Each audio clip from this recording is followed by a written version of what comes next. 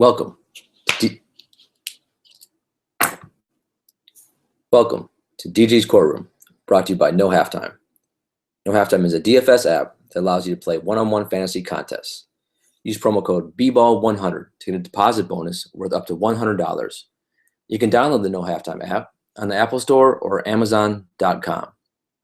This episode of DG's Courtroom is also sponsored by Draft, a daily fantasy app where your chances of winning are almost 3 times better than on FanDuel or DraftKings.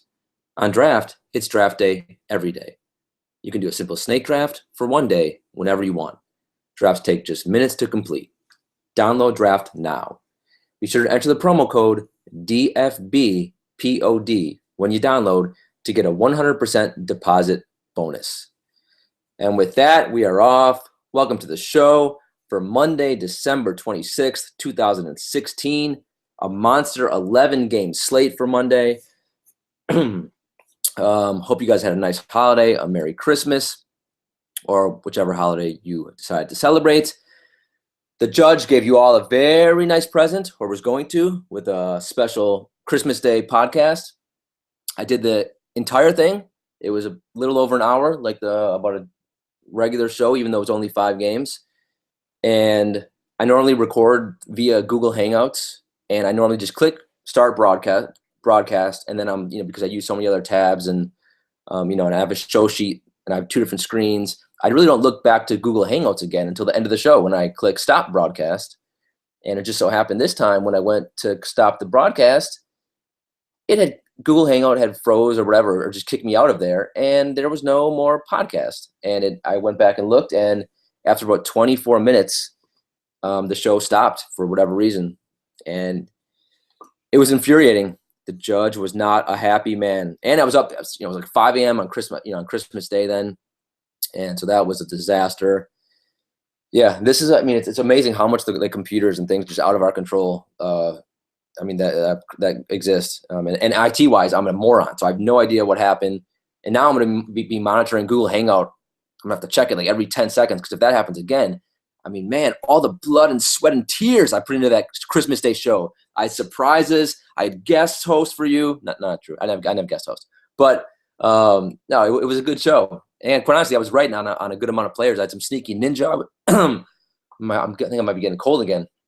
I had some sneaky ninjas. I had all kinds of delicious things in that podcast. So that's my bad, guys. I'm sorry, because I did want to give you that Christmas Day DG Courtroom podcast. But hopefully you enjoyed the games. The games were awesome. The DFS wise, I did okay. I didn't do the best because my value guys didn't come through. At least some of them didn't come through. I should say, guys like Gorgie Dang killed me. Zach Levine. Those are the 2 big guys that hurt me from Minnesota. But overall, it was a fun day of basketball. Hope you guys had a fun day of DFS. You enjoyed the time with your families. And we move on. Another week to Monday. And we start the week off with a bang. Tuesday's only 4 games. Now, why couldn't they give us a nice 7 games or 8 games on Monday and 7 games on Tuesday? Would have been much better. 11 games, that's too many. As I told you last time when we had a large slate like this, especially for cash games, you got to just chop off a few games, narrow down that player pool. And there are 1 or 2 that are pretty nasty. So that's what we're probably going to have to do. But otherwise, it's a really good slate. Already lots of injury news, lots of stuff going on, tons of value. So it should be a fun day. Before we start, important that you rate, review, and subscribe. The judge was here for you on Christmas, even though you didn't see the show, you didn't hear the show. You do trust the judge. I grinded away till 5 a.m. like Santa. I was wearing a Santa hat during the show. What a disaster. Anyway, you can rate, review, and subscribe. Much appreciated. We must get back in the iTunes rankings. God, some of those shows every day I look at the top 150, and some of the shows are just so porous. Makes the judge very upset. And not the judge, the bailiff. He's the one that gets mad at the rankings. I don't know why. He's an obsession with rankings.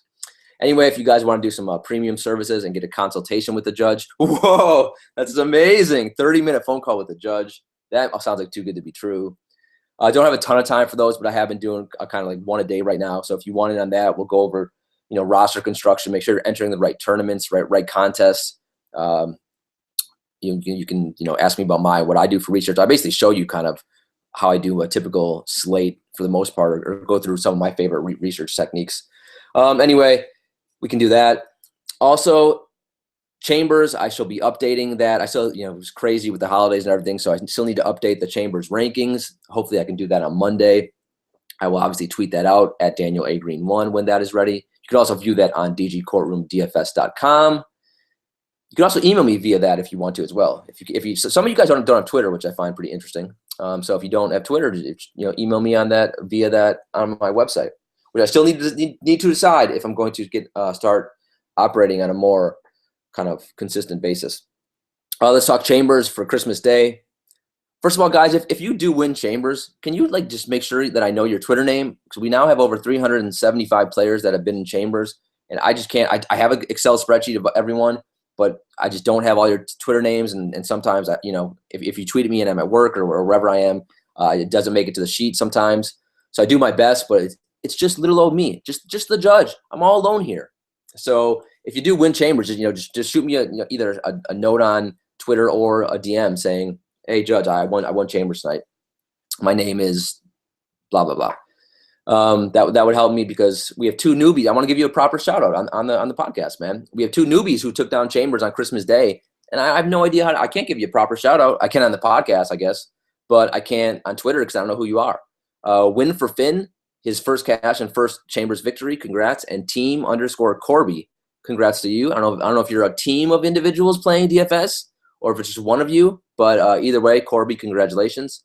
And Pro 14, we had 3 Chambers on Christmas. Chambers still filled up really fast. I opened it late on Christmas Eve, and you guys still, filled that thing up within a few minutes. So it continues to grow. So Pro 14 though won the 3rd Chambers. That was his first win of the year, but his 3rd cash. So congrats to him. All right, let's hop into the injury news, guys, because there's already a lot for Monday, and there's a ton of nice value, including my favorite Fat Felton, but we'll get to him in a minute. Evan Fournier looks like he's questionable with that heel contusion. He was out last game for Orlando when they played the Lakers. So in theory, Ibaka gets a nice bump in usage. So does Aaron Gordon. Kyrie Irving and LeBron are both questionable because they may be resting after, slaying the Dragon of Golden State and it was an awesome Christmas Day game. If they're both out, I may just punt and just fade that game in cash games. We saw what happened last time when they rested those two.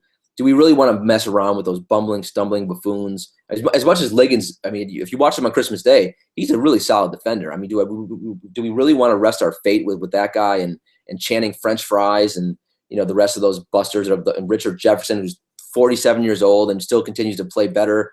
I don't understand how that's happening. He's dunking on everyone on Christmas Day, but on a back-to-back, do we think he's going to do great? If they're both out, I may just kind of just fade that game. Dwight Howard, he's still dealing with that back tightness. The judge is having some back issues as well. It's funny, if you ever watch Dwight in his during pre-game warm-ups, he wears this super tight black kind of fitted shirt that I always thought was kind of absurd looking, but it's actually a therapeutic shirt. 'Cause now I'm actually wearing the same one right now. I bought a bunch. I wear them almost every day. They're actually just I don't know the exact reason for it, but I think it's just it gives you heat and compression on your back all day long, and helps with your posture as well. It's expensive. These shirts, man. But anyway, I just want a little tidbit. If you ever see Dwight wearing that really tight shirt and let you laugh at him, it's actually for therapeutic reasons. But he's still dealing with back issues. So if he's out, we like to play our boy Paul Millsap, and we do not like to play Mike Muscala because he always kills our dreams.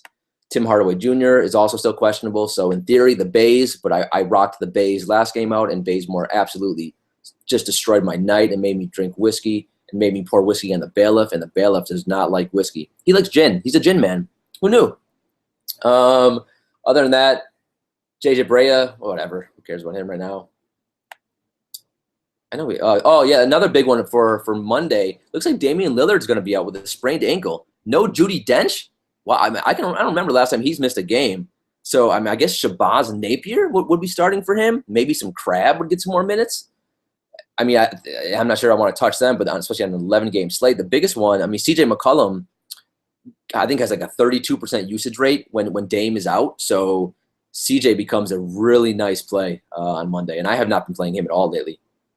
JJ Redick is questionable, and Chris Paul is going to be out with that hamstring. We got teased all day long with him on Christmas. He was looking good. Then he was going to play. About an hour before tip, word came out he was probably going to play, and then he wasn't going to play. And then after the game, it's like he's going to be out for the next 2 games. So whatever, it's annoying. But yeah, I mean, you can't mess around with hamstrings.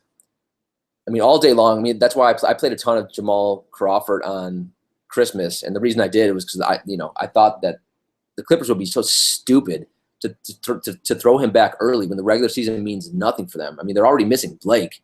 I mean, God forbid if something happened to CP3, they'd be one of the worst teams in the league. As you saw them lose on Christmas to the Lakers. I mean, they're deplorable without CP3 and Blake. So it's wise that he's out, and now our Fat Felton will be another solid play on Monday, as well as Austin Rivers. I think is going to be a nice play if Redick's out for sure, and Crawford again. I mean, all these old guys, man, Crawford and Jefferson, man, they look the same that they did 10 years ago too. Vegas over-unders. Actually, hold on. Let me close this window because I think keeping a lot of tabs open during the show is not wise. Someone was telling me, and that may be one reason why. I think too much memory going on. That's why Google Hangout crashed. Who knows? Over-unders. There's because of all the injuries. There's still half of them aren't even up yet. One of them that is though is Phoenix Houston 228 over-under. Houston's a 13.5 point favorite, so potential blowout here. But monster over-under, we can attack the hell out of that game. Juicy players on both sides. I really like that one. Charlotte, Brooklyn, you guys know we attack Brooklyn at every possible position. They are just the dreadful worst at every position, basically. So Kemba, Batum, it's hard after that because, I mean, then we go right to guys like MKG and Marvin Williams and Zeller and Kaminsky. I mean, not normally great guys, but we can look that way a little bit on Monday. Bucks Wizards 213 over under. Then we get into some nasty ones. I told you that Cleves. I don't understand why there's a Cleveland Detroit spread and over under yet. I mean, there's already one up. It's 206.5 is the over under. Cleveland's 4.5 point favorite. Why the hell is I mean on the Christmas pod, which you never heard, I went like nuts over. I forgot which over. There was an over under up. I think it was the Clippers game, and I was furious at it because it made zero sense because it kind of implied that Chris Paul was going to play. So that made me really upset. Granted, you did not get to hear the judge rant because that pod now lives in infamy. I mean, I wonder where it went. Yeah, it was a good pod. Man, you guys missed out. I was so sad. You guys should have seen me. I was crying. The bailiff was consoling me. Oh, heartbreak.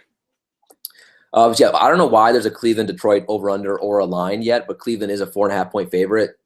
So whatever the hell that means, I'm not sure. I thought Kyrie and LeBron are probably going to be out, but that line, you think the Pistons would be favored if they're going to sit out, right? So that's bizarre.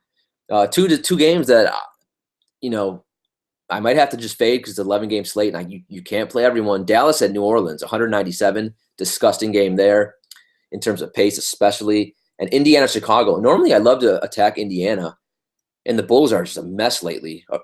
I mean, I'm not sure, what to do here. It's a 204 over-under, so the over-under is not horrible, but there's probably just better options, quite honestly, on the board. And the Bulls do play at a nasty pace, and they are a disgusting mess. And, I mean, for tournaments, obviously, everyone's in play for tournaments. But for cash games, I'm not sure I'm going to go that way. Teams playing up in pace. Charlotte is playing way up in pace because they're up against Brooklyn. Houston's playing up in pace. It's hard. I mean, I'll probably only say that 2 times a year whenever they play Phoenix. Maybe when they play Brooklyn. So because they're playing Phoenix, they're playing way up in pace, and Charlotte and Houston are just juicy targets for all formats. The Clippers are playing up in pace against Denver, and we have some value plays there, so it's going to be interesting what we do with those guys. Minnesota is playing up in pace on a back-to-back against Atlanta. And that's really it. I mean, Toronto's playing a little bit up in pace against Portland, but yeah, I mean, nothing too juicy after that. Defensive versus position, anything stand out for the judge? We know that Denver, you can attack the guards. That's why I especially love Fat Felton, and even on Austin Rivers, who may get the shooting guard spot if JJ Redick is out. And Jamal Crawford is going to be another good play. Atlanta, the same thing. You attack the guards. That's why Minnesota, I used a decent amount of Rubio. He came through for me. Didn't really play that well, but he did enough to give me over 30 FanDuel points, and he is a nice matchup again against Atlanta, as well as Levine. I mean, even though he crushed me on – that's the problem with the Minnesota guys. It's still going to happen. Wiggins and Levine are occasionally going to give you somewhat duds, but the minutes are so high when they do get good matchups, I think they become almost elite plays. I don't know if on an 11-game slate it's going to be elite, but Zach LaVine has a really nice matchup on Monday. Otherwise, you can attack. Well, Philly's starting to defend a little better at every position. Interesting. Sacramento, you always can attack at the power forward spot. So for Philly, that means potentially I would really like, Ersan, but he's not starting anymore. So Okafor, I don't like Okafor ever, so that's not going to help me out much. What else? Anything else stick up for the judge? Nah. We got a large slate. Let's just get to the plays. The Bucks really stink at small forward. The Bucks are okay defensively, and then you get to small forward and they stink. The problem, here we have another issue though is Otto Porter doesn't have a usage rate. It's like 15%. So there's some DVPs that I see that we just can't really attack for the most part, which is annoying. All right, let's move on to the top plays of the day. Google Hangout, do not crash. All right, point guard. John Wall, 9.7K. He's just become a really safe play these days. The biggest reason for that is just the usage rate, which is close to like 35%. If I will pull it up, yeah, well, it's exactly 35% on the dot. It's just, that means he's always going to be a good play. Not ideal situation here because Milwaukee does play a little bit slow in pace, and Dellavedova is a decent defender, but none of that really scares me with Wall. I also do prefer Wall at home, so totally fine with this play in all formats. He's pricey, he's 9.7K now, and there's lots of value at point guard. So do you need to do it? No, in cash, especially in cash. No, you don't. But he's always fine right now. Kyle Lowry, 8.7K at Portland. No Judi Dench defense. I actually would prefer if Judi Dench was playing because I would love attacking some Dame Lillard defense. Lowry's been really good lately. The last two games have been some of his best games of the year, and one was at Utah where no one played him. The ownership was so low, and he put up a 48-point burger. Zach LaVine just killed Utah. Lowry's now torched Utah. Occasionally, if you're going to get them, it's going to be at the guard spots. You're not going to get Gobert. So Lowry's coming off a couple of really nice games. Another really nice matchup here against Portland. If you don't want to pay up for Wall, save $1,000, get Kyle Lowry. I totally understand it. I think it's a totally fine play for Monday. Again, all formats for him. Eric Bledsoe, 8.2K. Never a cash game play for me, but fantastic tournament matchup. Maybe I won't say fantastic. Maybe I'll just say good tournament matchup because he is going to get some Patrick Beverley defense. The one position that Houston does defend pretty well is point guard because Patrick Beverley, he frustrates and irritates the best of them. So I'll probably look to other positions to attack for Phoenix. But Bledsoe, I still, if I have 10 lineups, I'll at least get one probably with Bledsoe just because of the over-under of that game. Someone's got to have a good game against Beverley, right? It's got to happen at some point. Like, come on, dude's like 5'6". Jeff Teague. Man, Jeff Teague, we'll talk in a second. Now, the next two players, it's funny. Teague and Kemba Walker are the next two players. And this, the more and more I watch of these, of Indiana and Charlotte, Indiana is Jeff Teague's team. And Kemba Walker is, I'm sorry. And Charlotte Hornets are Nick Batum's team. Slow, not yet. I feel more comfortable saying that about Teague than I do about Teague than I do saying that about Nick Batum. But like Paul George stands in a corner, and I saw similar things late in the last couple of Charlotte games where Kemba basically stood in the corner and they were running that offense through Nick Batum. And I don't know. As a huge Kemba fan, more so as I play Kemba a lot, not Batum. And I think that night I had a lot of Kemba. I was not pleased, but just something to take note. I'm not sure if Kemba's still dealing with injuries, and he shot the ball horribly again in that game that I was watching, and he's not been that great. The last few weeks, it's something is not right with him. I'm not sure. With that said, Kemba has an elite matchup here against Brooklyn, 8K. So I'm going to pounce on this. I mean, the last game against Chicago, Kemba still gave me 33 FanDuel points, but that is 8K salary. I mean, he really needs to give me 40, especially when point guard is so loaded, and especially on an 11-game slate. You cannot have your point guards letting you down. It's just, I mean, like even today, I mean, like LeBron did well, but I knew in every lineup where I had, LeBron over Durant, I lost. Like, could I still cash? Sure. But Durant, I mean, like, there's just the opportunity cost. And I mean, Durant was, I think had about 10 FanDuel points more than LeBron, and that was crucial. In almost, not I mean all formats, but especially if you want to take down a tournament, you just can't. You got to get the top guys at the position. So I mean, Kemba, an elite play here with Brooklyn. I will go back to the well, but just going forward, I'm just gonna. I'll be watching this game to see how much what's the usage. Is Batum getting some more usage? Because still Kemba's usage is still great. It's still 30.6%.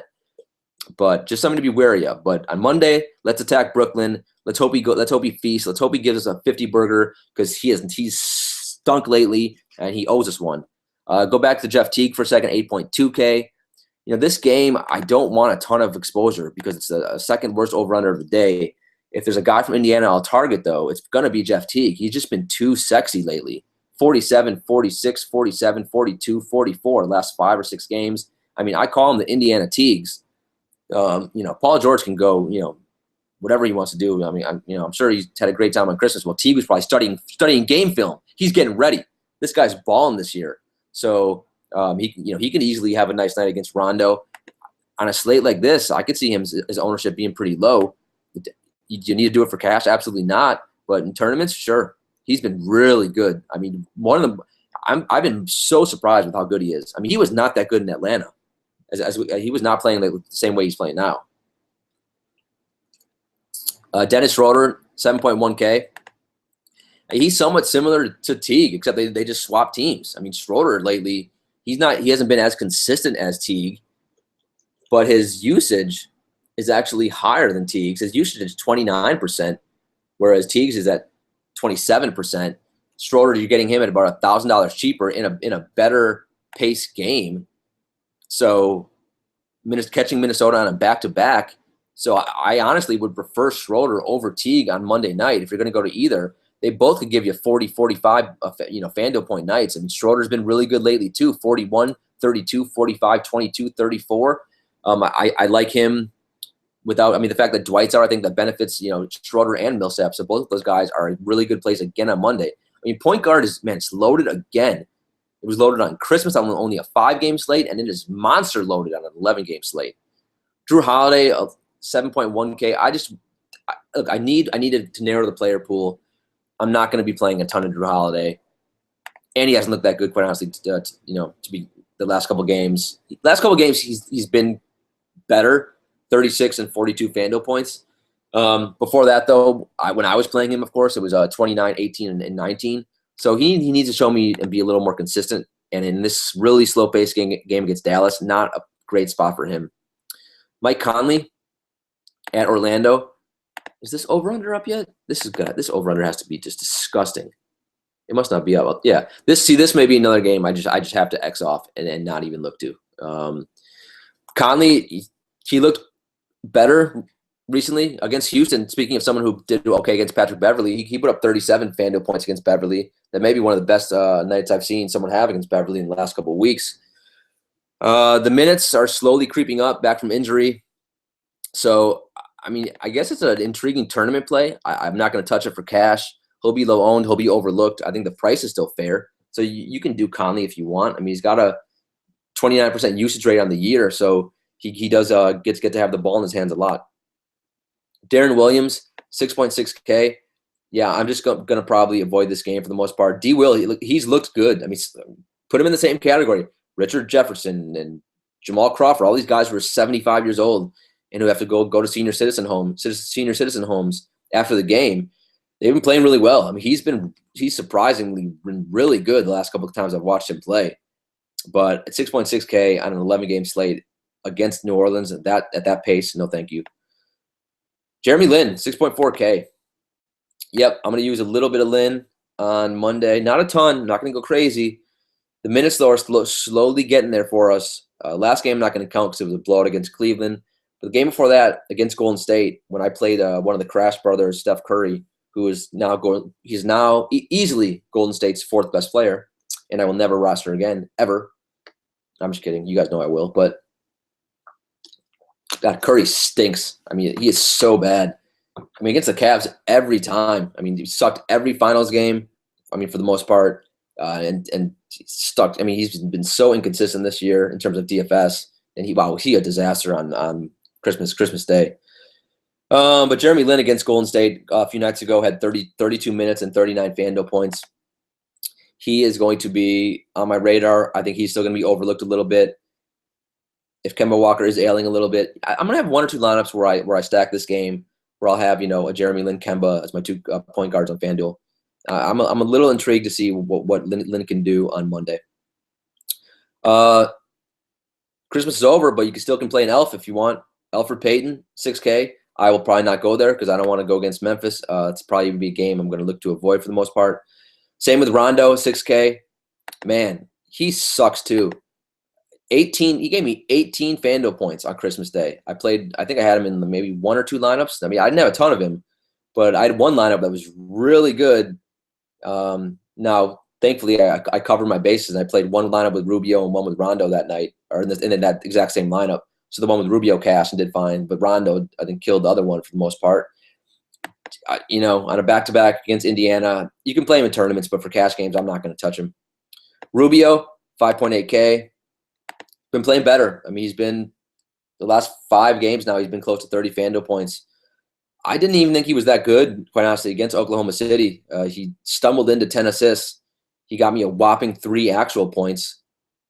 I'm closing this guy's picture. Stop looking at me, Ricky Rubio, and smiling at me on FanDuel. Yeah, I don't feel good about playing him. It's 5.8K though. You can attack the hell out of Atlanta guards. I mean, I think they're dead last to giving up the most to point guards. Schroeder doesn't play any defense. I'm surprised he actually gets as many minutes defensively because Coach Bud thinks he's Popovich. You think he would start pulling Schroeder for his lack of defensive effort, but he has not been. Anyway, Rubio's fine. On an 11-game slate. Probably better options, but especially with the higher ceiling, but he's okay. Patrick Beverley, he's been another guy who's been really surprising this year, putting up 40 FanDuel point nights occasionally, and he's been super consistent. The floors were pretty safe with him. 25, 42, 20, 27, 36, 25, 28, 27, 29, 37, 22, 27, 20. So, I mean, the floor is about 20. The ceiling's around 40. The problem is the price has come up. It is a really juicy game against Phoenix. I'll have a little exposure. If I have 10 lineups, maybe I have to have Beverly in 1 or 2. The problem is now the price has come up so high, and there's other value guys I prefer, and there's other guys if I'm going to spend up that I prefer. So I won't play a ton of him, even though that is a juicy game. Reggie Jackson, 5.5K. So if there's a guy from Detroit I'll use, it will probably be Reggie Jackson. That's because that price it's just glaring at me. It's screaming at me to play him. The last 2 games, he's been okay, 27 and 28 FanDuel points. And at that price, that's basically hitting value. Detroit's still a mess. Stan Van is trying to figure out what the hell to do with that team. But, I mean, if everyone from Cleveland is out, Reggie Jackson could explode. He could give you a 40 FanDuel point night. He really could. Tournament play only for me, but I'll have some exposure on Monday. Next up, I mean, I'm not going to be touching guys like Moutier and the slowest person in the world, Sergio Rodriguez, or Ty Lawson, or even Darren Collison's prices. Now Ty Lawson and Derek Collison are both 4.6K. They're the exact same price. They're playing Philly, which in theory is a decent matchup. While Collison's minutes are like in the 20s lately. I mean, I guess maybe Ty Lawson at 4.6K. Maybe I'll use him in one lineup. Maybe if a guy I'm going to use it for Sacramento, it's going to be Lawson, not Collison right now. And then you got my 2 Clippers. If you want to go value, and I think Fat Felton, he's at the buffet line right now. Feasting after that monster game he had on Christmas Day, where he put up, I think it was 35 FanDuel points against the Lakers, 8 points, 10 rebounds, 6 assists, 2 blocks, and 2 steals. I mean, I don't think he's going to get you 2 blocks again, but Denver and Moutier is atrocious defensively.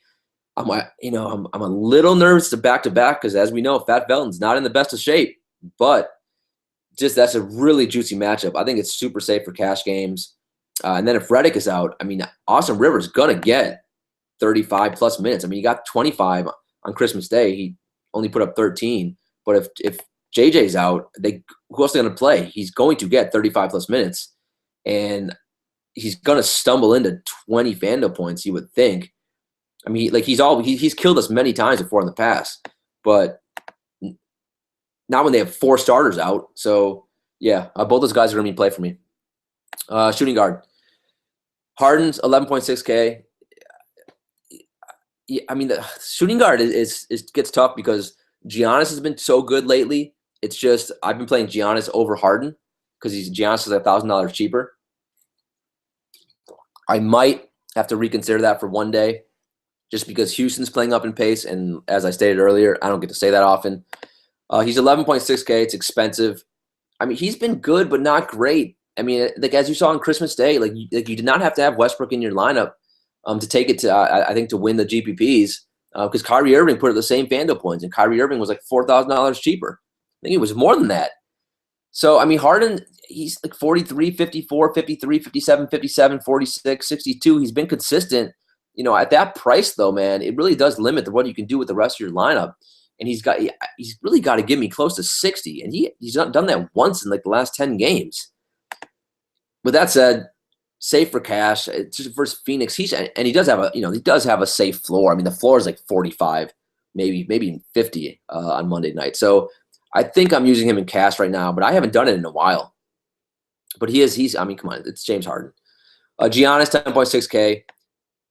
I'm pretty sure the last time the Bucks played Washington, which was recent, right? Yeah, it was the last game they played. Yeah, Giannis went nuts. He had 63 Fando points. I think that was a blowout, actually. And then Washington had a weird rotation going. He's a monster. He can do everything on the court. I'm pretty soon his price is going to be close to Harden's. That's how well he's playing. And I can't argue if you want to go Giannis over Harden. It's just $1,000. You're saving $1,000, so he's fine for all formats always. DeMar DeRozan, 8.3K.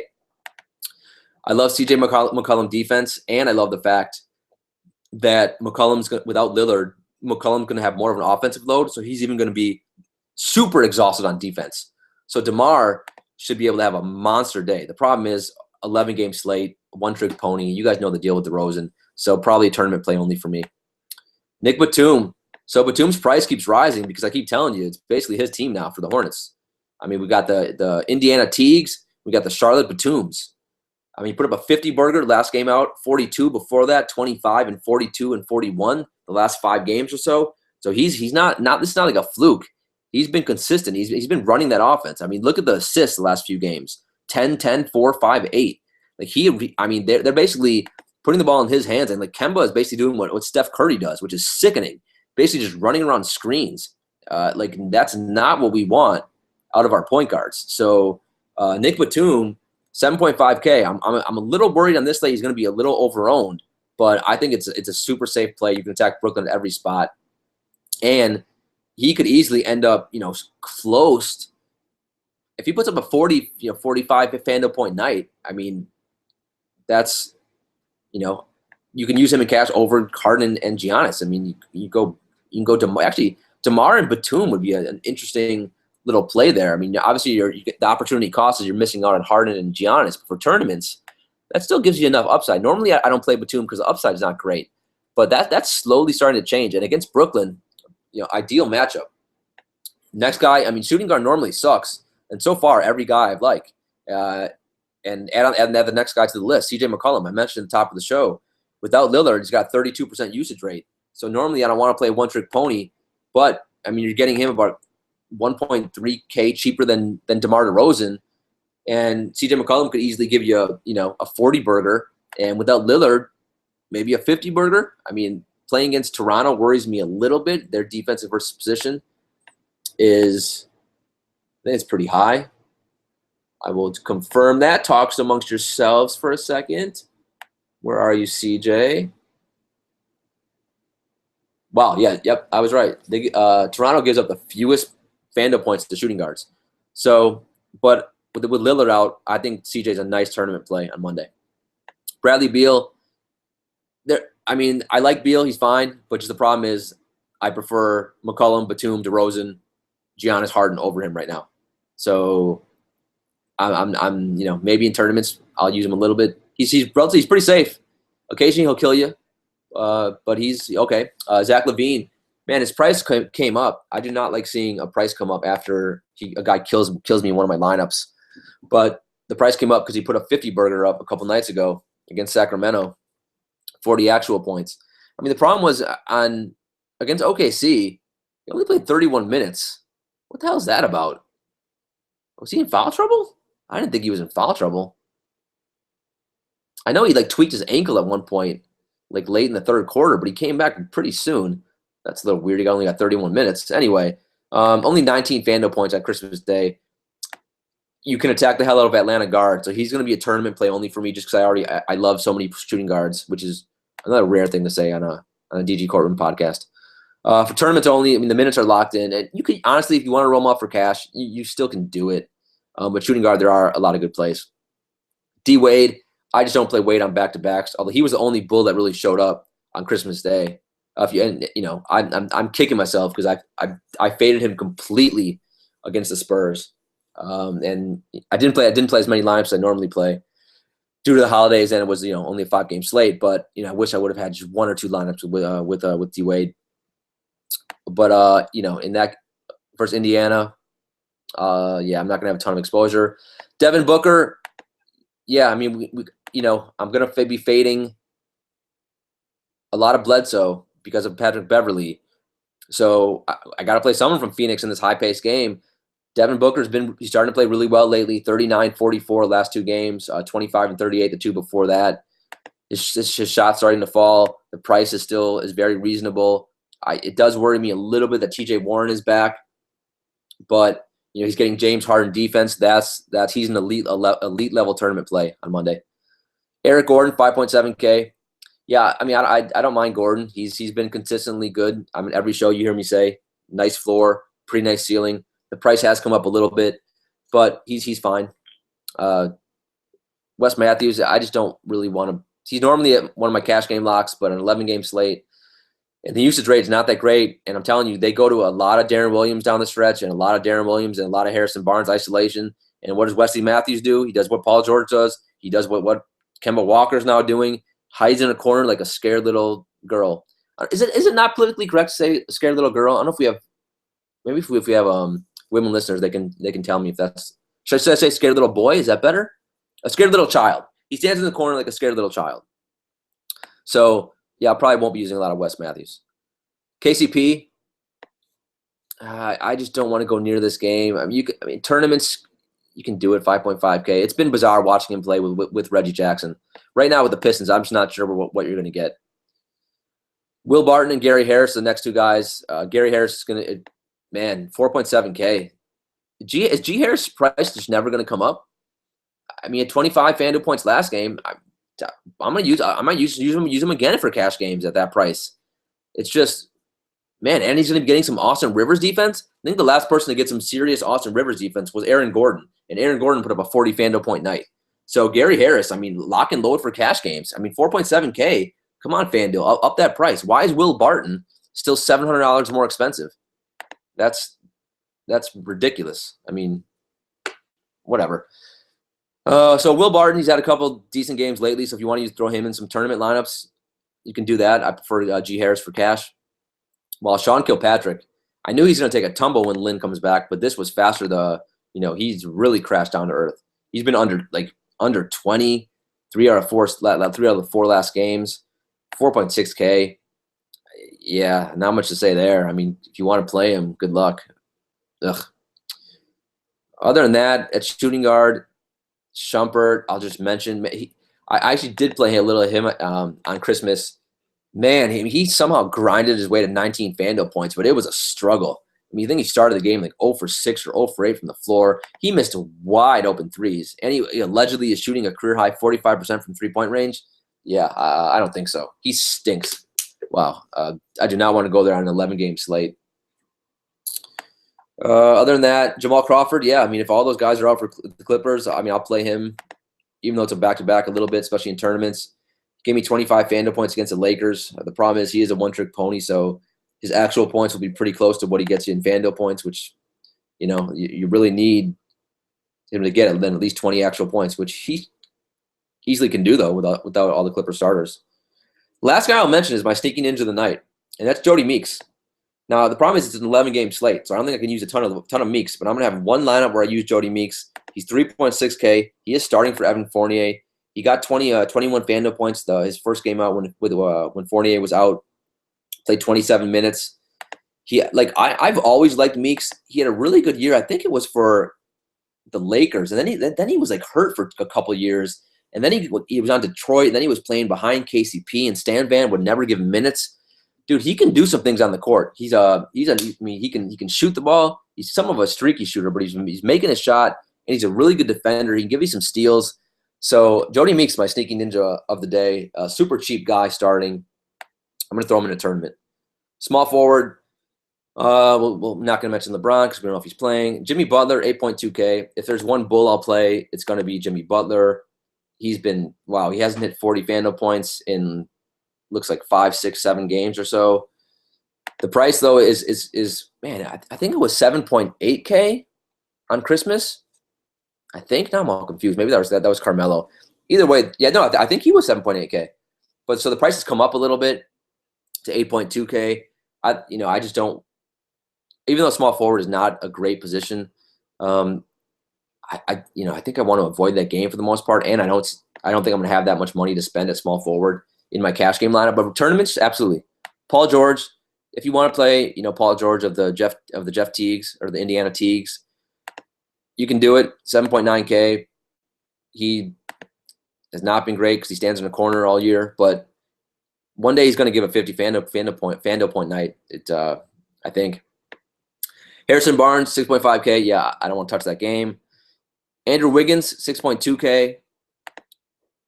He's not a guy on Christmas. I should have played him instead of Levine. The problem was at small forward we had LeBron and Durant, so it was hard to fit into Wiggins.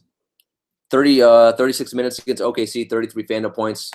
He's is what he is. I mean, he could get you 30, 40 FanDuel points. He could get you 20. He's going to give you 35 plus minutes though. Atlanta's a pretty nice matchup. I have no issues if you want to play him. I'll probably only play him in tournaments though. Gallinari and Wilson Chandler. You guys know my theory on these two boys. I prefer Chandler in cash games if you want to roll one of them in cash, and that's because Chandler's usage rate is about 4 or 5 points higher. It might be even more than that than Gallinari. Last game out against Atlanta, Chandler in 27 minutes gave you 37 FanDuel points. All year long, he's basically been a fantasy point per minute guy. He's been really good against a Clippers team that, I don't know who the hell they're going to be trolling out on Monday. So, I don't mind Chandler. With that said, Gallinari's a fine play too. He's actually getting more minutes than Chandler. And the last game, I think someone who won Chambers played them both. He stole my strategy. So I used to do that. I used to play. Now that they're both starting, you can play a Chandler Gallinari lineup, and they both could do reasonably well. It's more of a contrarian move. I obviously don't do it in cash games, but for tournaments you can do it. In the last game out, they both had like 36, 37 FanDuel points, and Gallinari's he's somewhat consistent. He's got a decent floor, so I don't mind that. The problem is that the Clippers play at a really slow pace. I think they'll still play at a slow pace with Fat Felton, so they're not in elite spots on Monday. TJ Warren is now back playing for Phoenix, 5.6K. If you want to go that route, you can do it. The last 2 games, he's been good. They're 29 FanDuel points both nights. He's probably going to be close to 6K soon, so we are getting him at a bargain price. I do want to avoid, probably for the most part, Bledsoe. So the guys from Phoenix that I'll be looking to target the most are going to be TJ Warren and Booker. So he's a really, really good, almost not elite. I'll say, I don't know if I want to say, I'll say excellent tournament play Monday. Ariza, yeah, if you want to have one Harden and, I always like to have at least one tournament lineup where I play a Harden and usually it's Harden Anderson, but you can do a Harden Ariza as well, a Harden Gordon, just someone who's going to get some wide open threes, and Harden will get some assists, so you get double the points. Otto Porter, yeah, I just don't want to go there right now with that usage rate. Covington 5.3K. I mean, I've been using Covington every game since he's getting these 35 plus minutes. He hasn't let me down yet. 24, 26, 24, 23. Now he hasn't been great. He hasn't, I'm not jumping for joy playing him the last few nights. But end of the night, he hasn't killed my lineups, and he's not helping me win GPPs. But he's relatively safe. An 11-game slate. Do I want to do it against in cash games in the slowdown game? You don't have to, but you could. I think he's going to somehow find a way for 20-25 FanDuel points again on Monday. Mo Harkless is 5K. Yeah, upside is really not there for me. Cephalosha 4.6K. Whatever. You can do it. It's just annoying because occasionally he throws out like an 8 FanDuel point night, which is infuriating. I mean, he's basically like Roberson except a little bit more consistent. So you can do Thabo for cash games. MKG. I mean, normally I don't like MKG, but since it is the Lakers, I mean, since it's Brooklyn, I mean, the last 2 games he's been better too, 36 and 20. So if you want to roll him out, I mean, I'm going to use a little bit of him in tournaments because it is Brooklyn and he should get some easy buckets in transition. And, just that shot is so ugly and it's just painful. Offensively, he's so limited. Other than that, the Bays, 4.3K. Wow, I told you guys he killed me on a couple days ago. He had 31 minutes, too, against Denver, and he could put up 15 FanDuel points. It was just so – and he does that all the time. It's not like I was that shocked. It's just with Dwight out, I thought he'd be able to at least give me 20, 25. So Bays is always risky, but you can do it. Probably more of a tournament guy. Other than that, there's lots of value down here if you really want to jump at it. If you want to play a dart and throw it at a dartboard, there's guys like Aaron Gordon, Bogdanovich, Matt Barnes, and Damari Carroll keeps getting cheaper for us. He's now at 3.8K. I mean, dear God, I mean, he's been really bad though, so that's why the price is that way. I'm telling you, one day Doug McDermott is going to win us a GPP. I don't know when.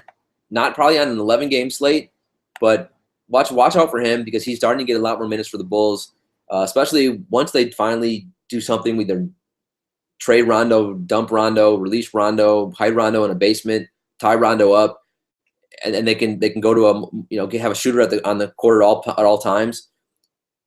Dougie Fresh is going to have a 30-40 FanDuel point explosion. He's going to have a game where he hits like 7-8 threes. Actually, I played him a little bit on Christmas, and he was one of my sneaking ninjas that did not pan out. But one day for this year, he will win a GPP. I know it. Power forward, Anthony Davis.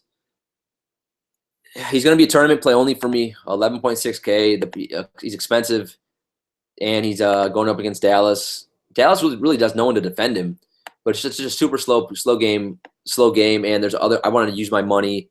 I'd rather for cash games, at least spend it on a guy like Millsap and Jabari Parker, or even some other guys at power forward, and at other positions spend up. So I won't use him in cash, but he's always a good tournament play, and he always could give you a 60, 70, 80 FanDuel point night. Speaking of Paul Millsap, right now he's a lock and load in cash games. Without Dwight Howard, he's been money, 37, 45, and 45 the last 3 games without Dwight. He's getting like close to 40 minutes a night, which for Coach Bud is beautiful. And he's going to be getting some Gorgie Dang defense, which is okay defense, but he'll be fine. He should be able to get us that 35, 40 FanDuel point night we need. Jabari Parker, his price is starting to come up a little bit. He's really good. He's really talented. I mean, like he's fun to watch. He takes the ball out on the perimeter. The one reason I'm starting to loathe him is because he's got the Brook Lopez syndrome and the Robin Lopez syndrome, the Lopez brother syndrome, where some games he doesn't want to rebound the ball. He gets too happy being out on the perimeter, and he does not go down and get nasty with the big boys and go for the rebounds, which some days that's one reason why his fantasy points aren't higher and why his price isn't higher. But 6.9K is still very fair for him. Occasionally he'll give you a dud, but 42, 32, 44, 23, 43, 34. I think his ceiling is around, the floor is around 25 and the ceiling is like 45. So he's fine. Not the best game of the night, but yeah, I'll probably use him in only tournaments on Monday, but I'm fine with it. Next up is Jokic, 6.6K. So the price has come up. He's still learning how not to foul people. He had 160 FanDuel point night. Other than that, since he started, he's been basically in the 20s. He had one game in this 16. He's going to be a tournament play only for me on Monday. But, I mean, on paper, he's getting like Paul Pierce or Mo Spates defense. He should smash them just so he could get a 50 FanDuel point night. I will have some exposure in tournaments for sure. Ibaka, not against Memphis. I'm not going to use a ton of him. Ryan Anderson's price has come up to 5.9K. That's because against Memphis, dude put up a 41 FanDuel point night at 31 actual points. Man, that was surprising. So here he's in an ideal spot, almost an elite tournament level play on Monday night. I will definitely have some Harden Anderson lineups. Gorgie Dang, another guy on Christmas that really let me down. He put up 12 FanDuel points, and that was a disaster. He was in foul trouble, I think, early, and that annoys me. Do I want to use a ton of him on Monday? No, not really. Tobias Harris, yeah, all these Detroit guys. I kind of just want to fade this game for cash games. If you want to use them in tournaments, you can do it. I mean, I expect John Lure to start again on Monday. He started the last game. I mean, Tobias in the first game that Tobias came off the bench, he was amazing. He had 35 FanDuel points against Golden State. He went nuts. And that's one reason why Lure's minutes, even though Lure started, didn't get a ton of minutes. Trevor Booker, yeah, he's been killing us all lately. 16 and 18, 16, 17 in the last 4 games or so. He's a really risky tournament play at this point. Taj Gibson, yeah, not a big fan of that game. He was like 4.9K on Christmas.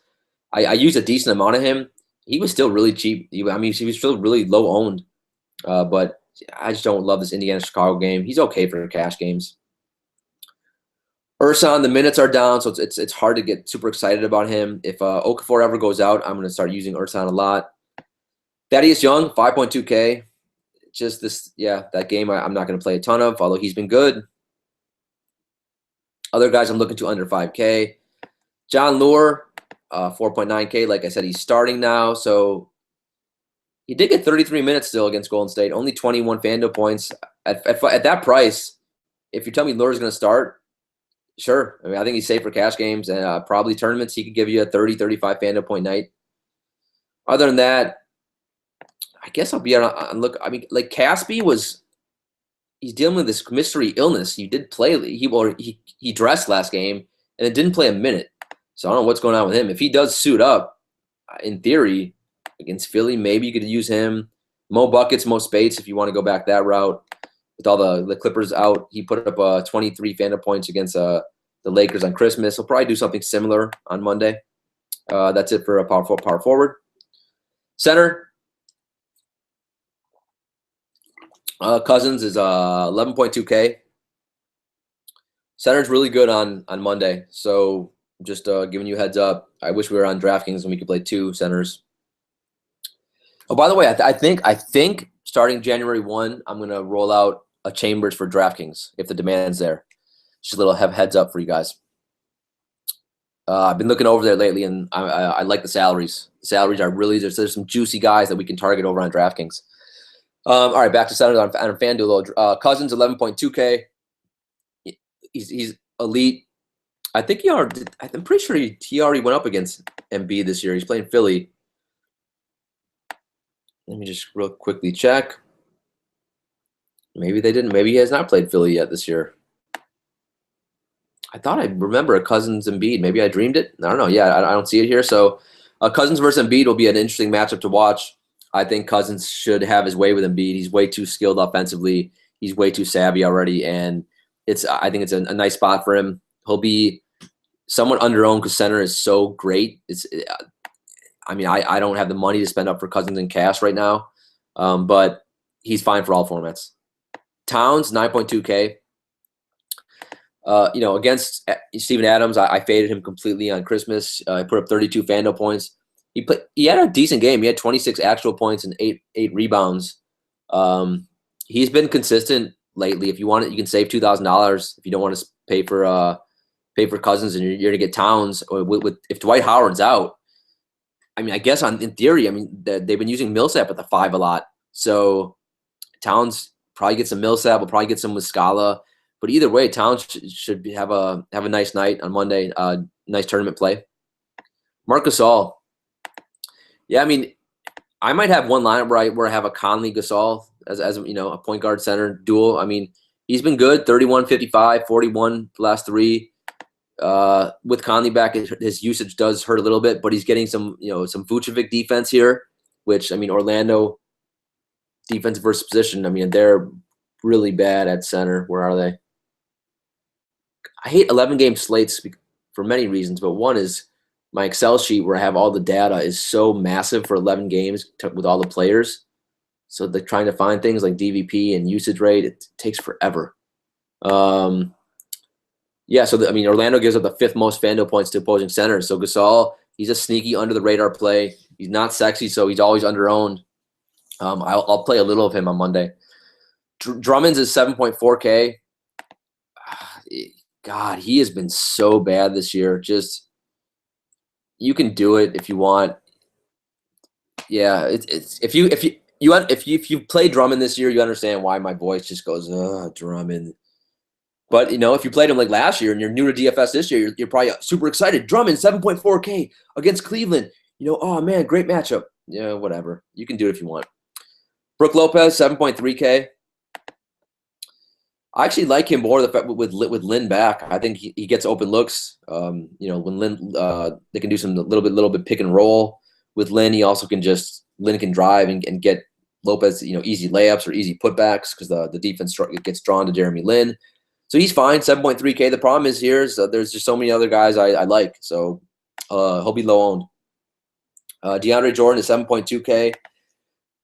Without Blake, we all expected him to just to come out and smash like he did last year, give us these 40, 50 FanDuel point nights. Hasn't happened yet. 24 and 29, 27, I think, the first 3 games without Blake. Was the Denver game without Blake too? Maybe that was too, 34. So, he's safe. I think he's just really safe, especially against Denver. We can attack their bigs. A safe cash game, safe for cash games, I think, at that price. And I'm quite honestly, I think I like him better with CP3. The fact that Chris Paul's out, I mean, there's no one to give him. I mean, Fat Felton can't really give him lobs like CP3 can. So I think that does hurt him, and probably lose out in like 6 to 8 points each night, not getting some easy hoops that way. But he's still fine. He's yet to fully bust out. But he's got to have a monster night coming up, you would think. Embiid is 7.1K against Cousins. This is an interesting spot. Cousins draws fouls on everyone. So, I'm very intrigued to see what happens here. Both guys have been taking a lot of threes lately. This should be a really fun matchup. I'll use Embiid in 1 or 2 tournaments, but I probably will not use him in cash on Monday. Vucevic, 6.6K. Wow, the price is fair, but I don't test Marc Gasol defensively. Miles Turner, 6.2K. I think he's like the 2nd best player in Indiana after Jeff Teague.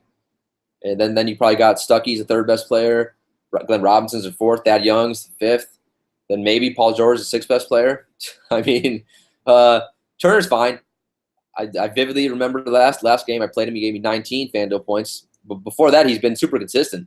He was in like the 30s and 40s for a solid stretch of a couple weeks. Under the radar guy. No one's going to want to touch that Indiana-Chicago game. Robin Lopez, if you saw anything on Christmas Day, you see why some people Robin Lopez just can't be on the court for. Guys like LaMarcus Aldridge, anyone on the perimeter, Lopez can't defend. So Miles Turner is one of those guys who can take you on the perimeter. He should destroy Robin Lopez. I'm not sure how Bulls can't give Lopez a lot of minutes on Monday. You wouldn't think. So Turner's an interesting tournament guy for me. Gortat, he's fine. The upside is always somewhat limited, I think, with him, but you can attack the Bucks big, so he's fine. Plum Dog, man, he was Mr. Consistency, and then he lately has taken a turn over to Magic Mountainville, and some 18, some 25s, 15, and then around that's a 25 and a 55. So that spells out tournament only to me.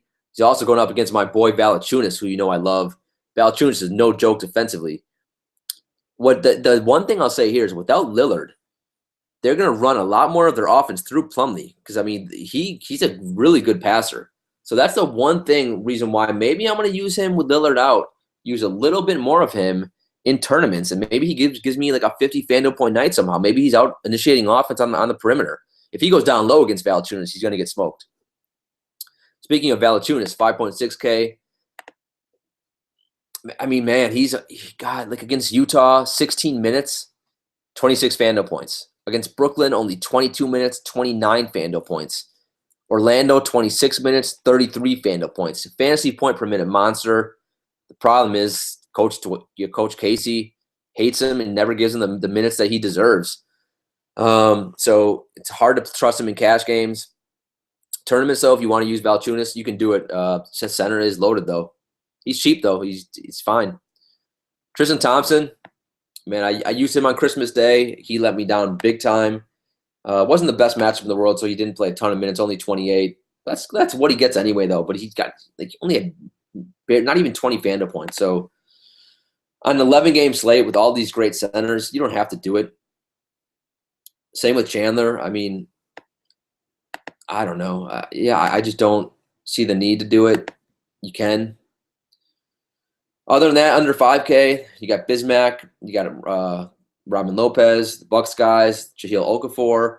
The one guy I will play a little of, that's which they moved over to center, as one of my boys on Twitter alerted me to before I even looked, is that Montrezl Harrell is now center on FanDuel for Houston. His price has come up, so that's annoying. But 4.5K in the highest over-runner of the night. He should give us at least 20. He got 28 minutes the last two games. I expect him to get that again on Monday. He's a perfect fit for that system, for that Houston system, playing the up and down tempo game. At 4.5K, he should get us around, I think the floor is around 25 FanDuel points. He can get us 35. So really safe for cash games. If you want to punt center and tournaments, absolutely. All right, guys, that's it. That's the 11-game slate. We made it through. It looks like Google Hangouts did not crash. We are still live. That means, in theory, the podcast will post, and you all can listen to this. Listen to me ramble. All right, hopefully you had a good holiday, good Christmas. Hopefully you get a couple more days off. You don't have to go back to work on Monday. But enjoy the slate. Remember, if you want Chambers, tweet at me at Daniel8Green1, or if you want to do a consultation, also download the app Draft and challenge me, the Drudge. The Drudge. Like, what is the Drudge? The Judge. And rate, review, and subscribe to the podcast. All right, guys, I will see you back here tomorrow. Until then, let me get my gavel. Court is adjourned.